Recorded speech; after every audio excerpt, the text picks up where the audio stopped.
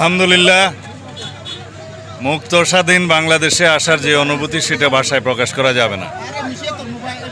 প্রায় 10 বছর পর আমি আমার জন্মস্থান কক্সবাজার জেলায় অবতরণ করলাম। আমি জনগণের মধ্যে যে বিজয়ের অনুভূতি লক্ষ্য করছি এটা অপূর্ব।